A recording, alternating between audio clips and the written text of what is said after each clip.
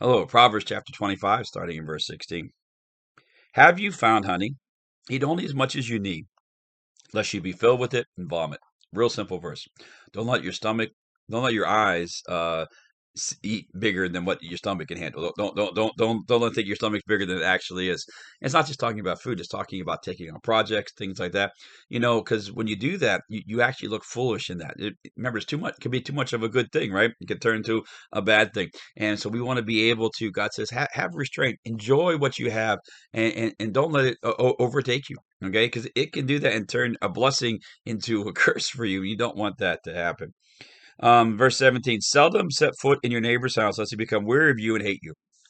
Okay, we're supposed to love one another, but you know what? Don't be a pest. That's what's going on. And because if you do that too much, people will turn away. I've learned that in ministry. Hey, it's great to stay in contact with people, but it's another thing to stay too in contact with people. And people want to have their own lives, and they don't want to feel like they're being browbeat, and they also don't want to feel like they're being used. And there's a fine line there. And so God says, hey, think about it. Hey, be friendly, spend time there, but realize that it can go too far, and you can ruin a relationship because of that. And I used to think all the time, hey, I'm just going to be involved in everybody's life as much as possible. Now, that's not really what God is saying. We're supposed to be there and be available for them. If they need us, go by all means.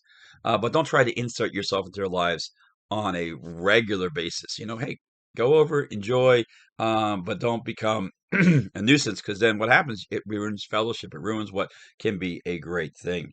Verse 18, a man who bears false witness against his neighbor is like a club, a sword, and a sharp arrow. Absolutely. A man who lies about his neighbor might as well have stabbed him in the back. Okay, and don't be that person. So what's God saying here? He's saying before you do anything against a neighbor is somebody. By the way, neighbor is not just anybody. A neighbor is somebody you actually know, someone who's close to you. And don't you dare do something without first having all the facts first. Remember, there's always two sides to every story. Do not forget that. So it's very, very wise wisdom there. Because how many times do we? Oh, I know it's about this person. And then what happens? It's not true. And you just not only did you look bad. You've ruined your relationship with the person you had a close relationship with, and now you don't even have a relationship with the person who gave you the information, because now you're mad at them because they gave you false information. All kinds of bad things happen. So make sure you check your facts twice before that. Actually, a funny thing happened at church on Sunday. A guy came in to sit down, and he sat down in the seat where he normally sits. And then the seat behind him, where he liked to sit too, the couple that's normally there, I thought wasn't going to be there this Sunday because I thought they were going to be away. And I said, "Oh, you can move back, no problem." Well, he says, "No, I've gotten used to the seat. I'm going to stay here." And lo and behold, the people that I thought were away actually showed up to church. Later on, the guy comes and says, "See, you could have got me in trouble by me taking their seat." Not that anybody has assigned seats. It was a funny thing, but it was false information, and he didn't act. And then I thought I had the right thing. Make sure you check your stories. Make sure you do that. Okay, that was a really simple, funny illustration. But you know what? Something like that on a grander scale, when it comes to relationships or money or business dealings, that could be a horrible thing. So be sure that you know that you check that out. 19. Confidence in an unfaithful man in time of trouble. Confidence in an unfaithful man in time of trouble is like a bad tooth and a foot out of joint.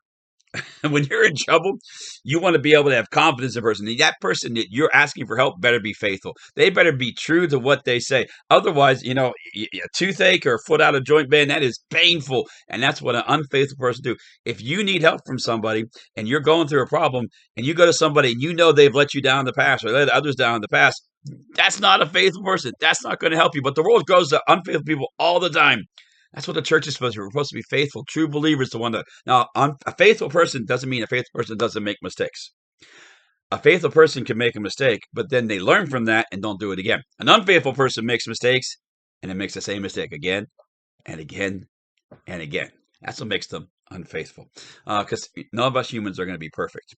So if you think, well, I've made mistakes, so I'm not faithful, that doesn't keep you from being faithful. It's when you don't learn from those.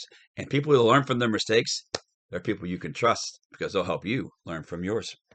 And verse 20, like the one who takes away a garment in cold weather, and like vinegar on soda is one who sings songs to a heavy heart. When a heavy heart's there, The last thing they want is for you someone to come in and start singing cheery songs and say, "Hey, let's have a grand old time." No, read the situation. And you know what? When you do that, that great song is like taking like they're cold and you're taking away their coat and say, "Hey, you don't need it anymore." And when someone has a heavy heart, put your arm around them, comfort them. Don't sing a song of joy because they're not feeling joy. You know, I say, but they need to get up. They need to get, they do, but they need someone to help lift them up first. Practice lifting them up, and then when they're healthy again, then when they're ready to go again, then sing the songs of joy with them again. And then that'll make a difference in their life. Well, hope you have a great day. Remember, Jesus loves you. I love you, and you're absolutely awesome.